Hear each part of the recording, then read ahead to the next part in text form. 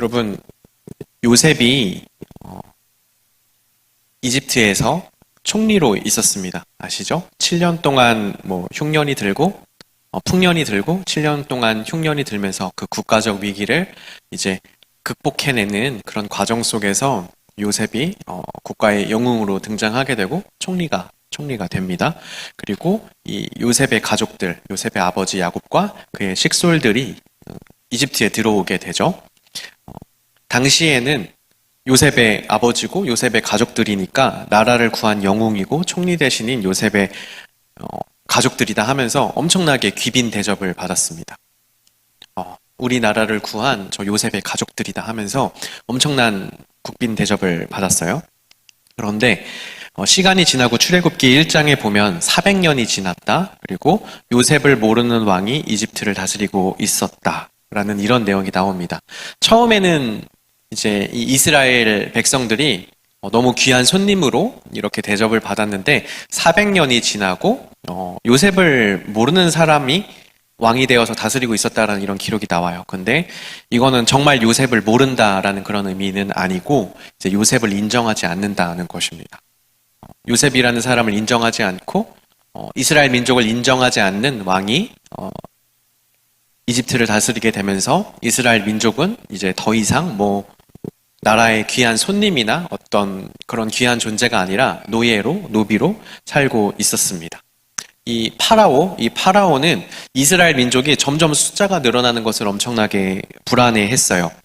이런 생각을 했다고 합니다. 전쟁이 났을 때 이 이스라엘 민족이 이집트의 편을 안 들고 만약에 우리랑 전쟁을 하고 있는 다른 나라의 편을 든다면 그럼 너무 위험하다. 이런 생각을 하게 되었다고 성경에 기록을 하고 있어요.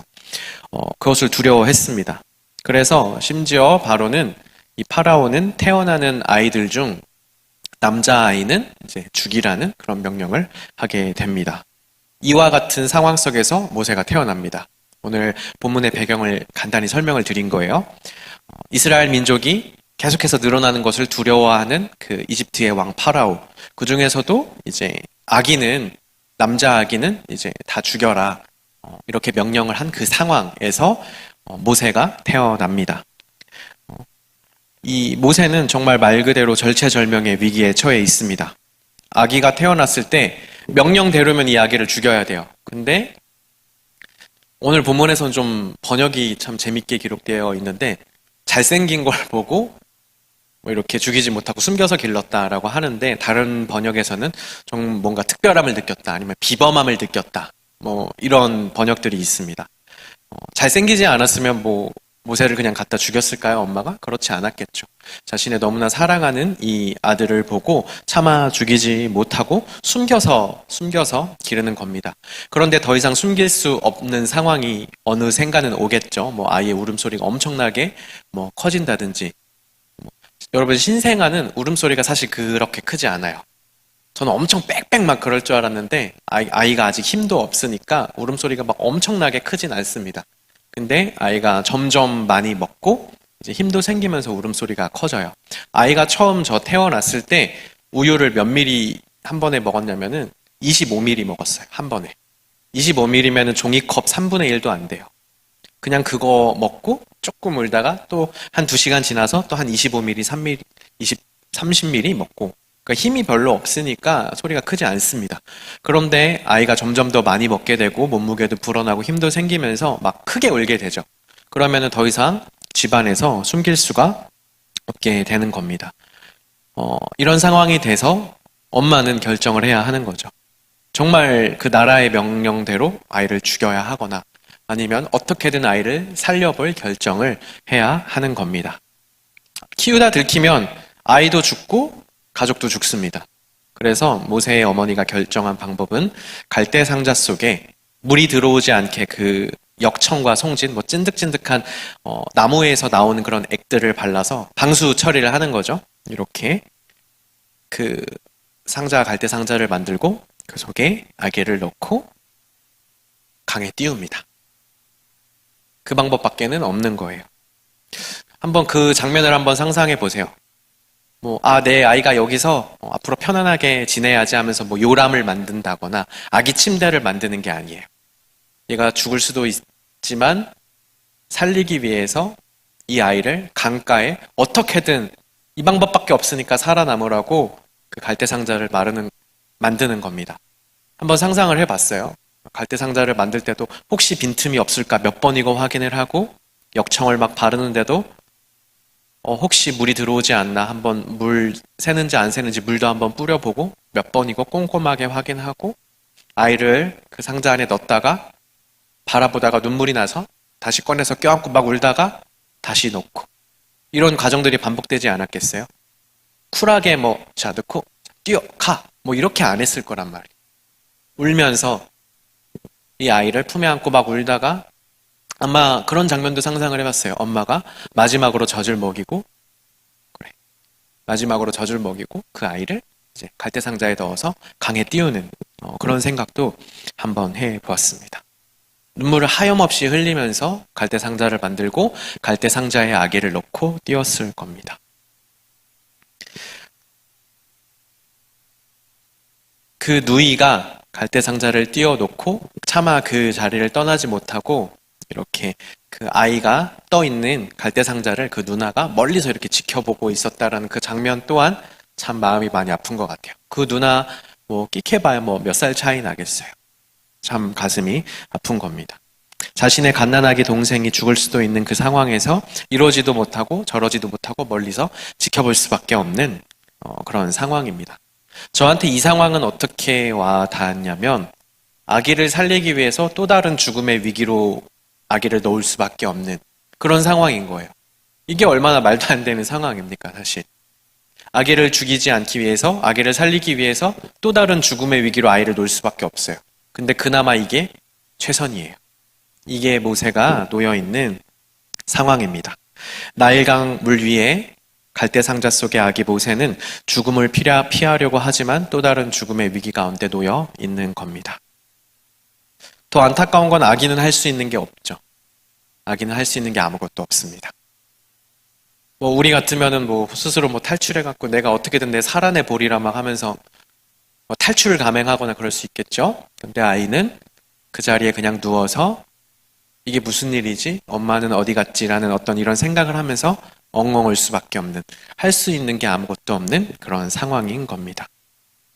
죽음을 피했으나 여전히 죽음의 위기 속에 있고 스스로는 아무것도 할 수 없는 존재, 그것이 바로 오늘 본문에 나오는 갈대상자 속의 아기 모세인 겁니다. 이 모세의 상황이 이스라엘의 상황, 우리의 상황과 그다지 다르지 않다는 생각을 했습니다. 내가 놓여있는 상황을 스스로 극복할 수 없고 그리고 나는 아무것도 할 수 없는 상황, 이것들이 우리가 때로 경험하곤 하는 우리 인생의 모습입니다. 너무 힘들고 어려워서 이걸 어떻게 해야 되지? 아무것도 할 수 없는 그런 상황들이 우리에게 있죠. 이스라엘도 마찬가지입니다. 이집트의 압제와 속박 속에서 강제 노역을 하면서 고통을 받았는데 고통에 몸부림치고 있었는데 스스로 벗어날 방법도 없고 어떻게 해야 하는지도 모르고 그저 고통받을 수밖에 없는 게 이스라엘의 상황이었습니다.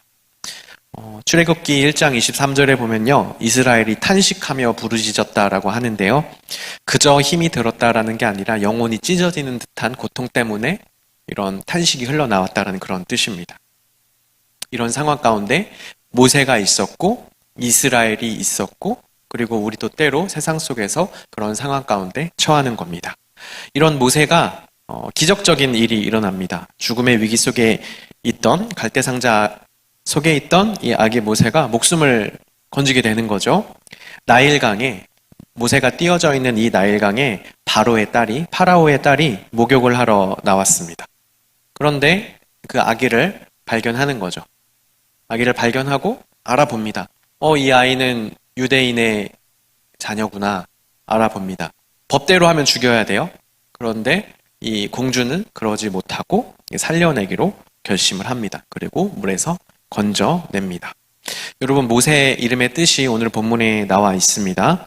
이집트의 언어로는 모우세우스 이런 뜻인데, 모는 물이고요, 우세우스는 건져내다는 뜻입니다.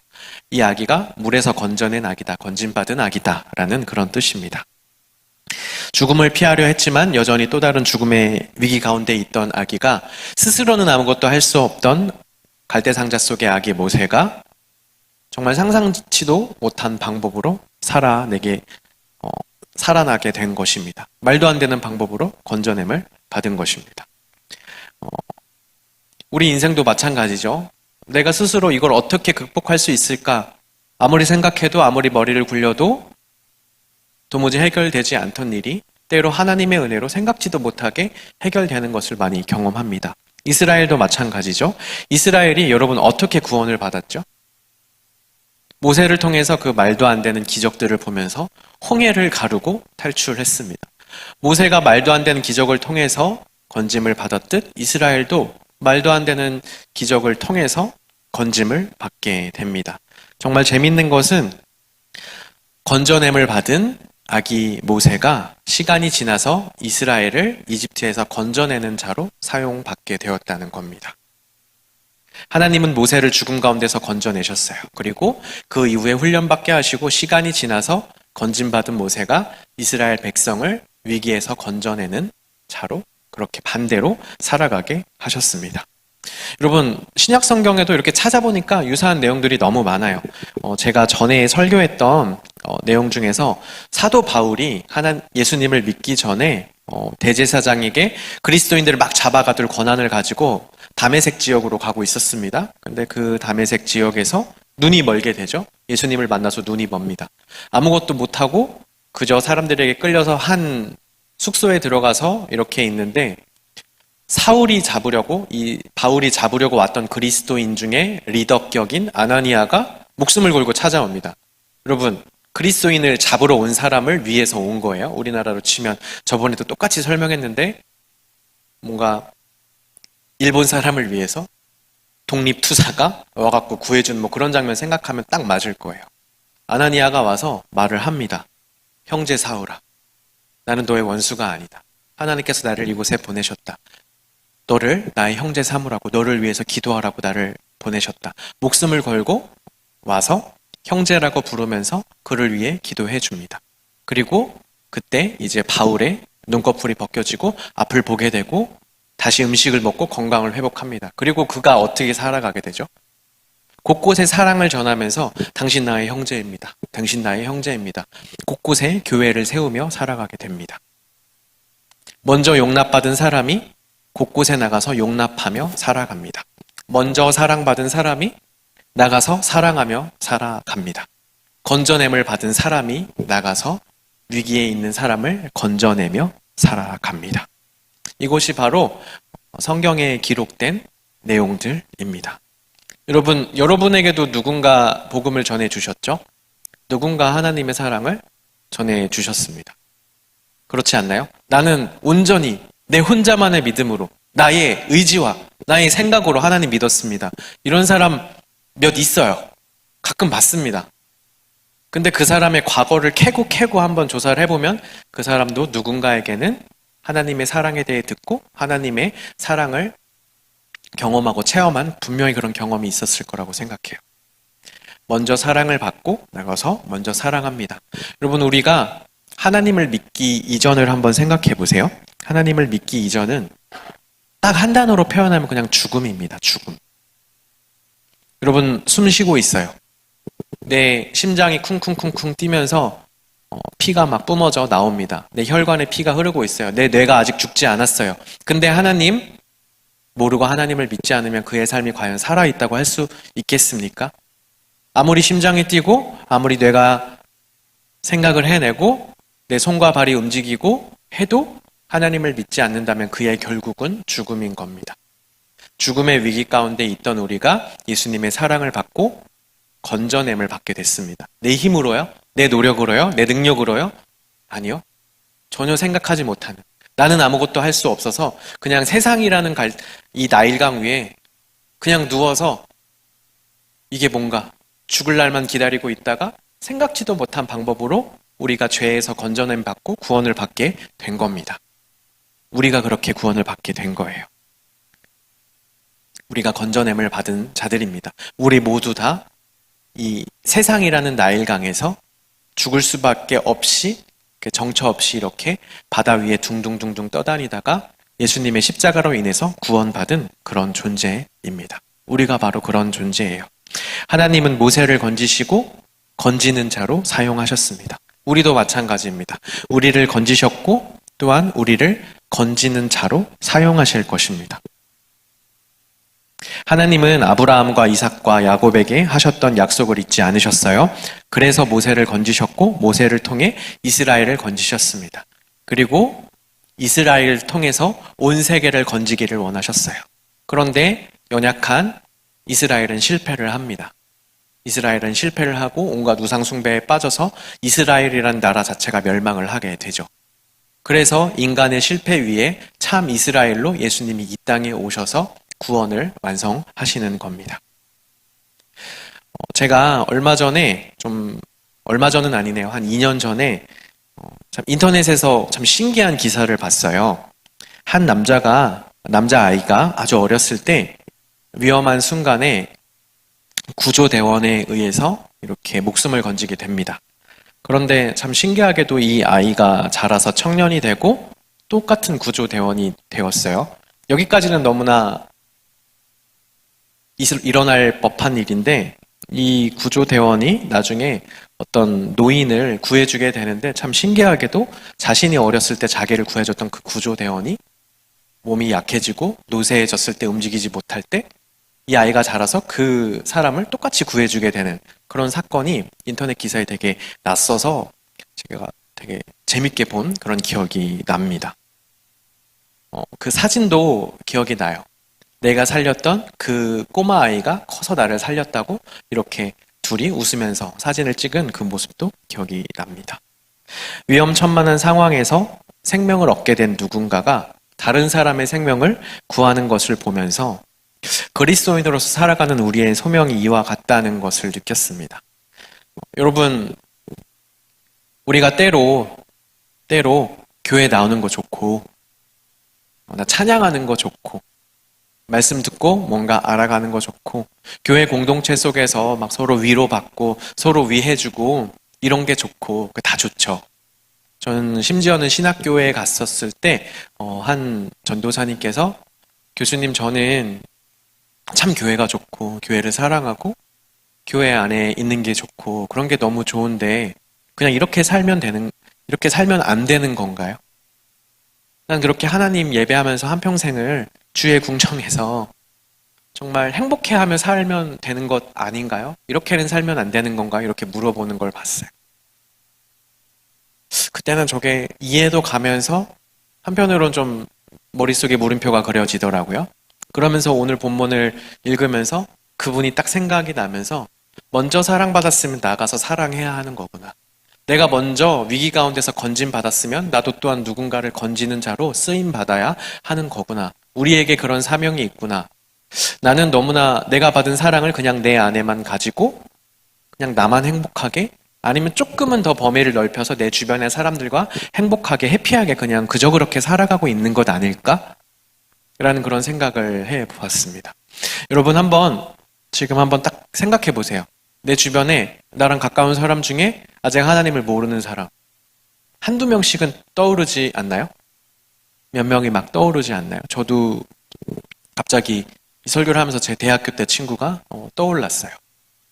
그 친구는 뭐 하고 있는지. 너무나 마음이 열려 있어서 절에 오라고 하면 절에도 가고 교회 오라고 하면 교회도 가고 이 친구는 내가 정말 잘하면 무조건 오픈할 친구인데 그래서 교회도 몇 번 초청을 하고 나왔다가 또 흐지부지 돼서 또 다시 안 나왔던 그 친구가 갑자기 생각이 나네요.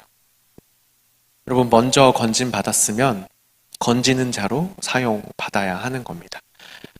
내가 죽음의 위기 가운데에서 그렇게 건짐을 받았기 때문에 나 또한 그런 상황에 있는 나는 건짐 받았지만 다른 사람들은 여전히 나일강이라는 세상 위에 그 갈대 상자 속에 들어가서 그냥 둥둥둥둥 떠다니는 거예요. 언제 강이 집어삼킬지 모르는 그런 위기 속에서 언제 이집트 사람들에 의해 발견돼서 이집트 악이다 죽여라 할지 모르는 그런 위기 속에서 세상 사람들이 여전히 그렇게 살아가고 있는 겁니다. 우리는 그 사람들을 건져내야 할 그런 의무가 있는 그런 사람들이에요. 그 하나님의 마음을 느낄 수 있었으면 좋겠습니다. 여기에서 구체적으로 드러나진 않지만 그 감정이 표현되지는 않지만 이 모세의 어머니의 마음이 하나님 아버지의 마음과 같을 거라는 생각을 했어요. 아까 자세하게 나누어 보았죠. 갈대 상자를 만들면서 눈물을 흘렸을 그 어머니. 그 갈대를 꺾을 때부터 눈물이 났을걸요. 갈대 상자를 띄워놓고 시간이 조금 지나고 나서는 갈대만 봐도 눈물을 흘렸을지도 모르겠어요. 그렇게 눈물을 흘리면서 어떻게든 살아라 하는 그 간절한 마음, 찢어지는 마음이 하나님 아버지의 마음입니다. 그 마음으로 우리를 건져주셨고 또한 다른 사람들을 보면서 하나님은 그런 안타까움을 여전히 가지고 계시는 겁니다. 여러분, 성령 충만하다는 거 뭡니까? 성령 충만하다는 거 뭐예요? 기도가 잘 나오고 막 방언이 막 터져 나오고 막 내 안에 막 감정이 막 끌어오르고 그냥 단지 그런 신앙 상태가 좋은 거, 그런 게 성령 충만한 상태가 아니라 하나님의 마음이 내 속에 부어져서 넘쳐 흐르는 거, 그게 성령 충만입니다. 저 그런 거 많이 봤어요. 기도원에 가서 막 뜨겁게 막 방언으로 기도하고 막 눈물 쏟고 나오자마자 막 욕하는 거 저 많이 봤어요. 그리고 새벽 기도 때 새벽 기도 끝나고 저 나가고 있는데 막 주차 이상하게 해놨다고 막 전화해갖고 막 욕하는 교회분들 저 많이 봤습니다. 과연 뭐가 성령 충만입니까? 기도 열심히 하고 막 기도가 끊이지 않고 막 1시간 하고 그런 거 보고 저거는 참 성령 충만하다 우리가 그렇게 얘기를 하죠. 하지만 그 속에 하나님의 마음이 부어져 있지 않으면 그건 가짜고 거짓입니다. 그 하나님 아버지의 마음을 느낄 수 있는 사람, 아직 하나님을 몰라서 구원받지 못해서 여전히 강 위에 나무 상자, 갈대 상자 위에 둥둥 떠다니는 그 아기들을 보면서 마음이 찢어져서 어떻게든 저 아이를 구해내려고 하는 그 마음이 있는 사람, 그 사람이 성령 충만한 사람입니다. 우리 모두에게 하나님의 마음이 부어지기를 소망합니다. 내가 그런 죽음의 위기 가운데서 예수 그리스도의 십자가의 은혜로 구원받았듯 저 사람에게도 예수 그리스도가 필요하다. 저 사람에게도 예수 그리스도가 필요하다. 이 마음을 가지고 세상이라는 나일 강가에 우리도 또한 뛰어들어서 그 사람을 건지는데 사용받는 우리 청년부 모두가 되었으면 좋겠습니다. 이 시간 함께 찬양하실 때 설교의 내용을 기억하시면서 함께 찬양하였으면 좋겠습니다.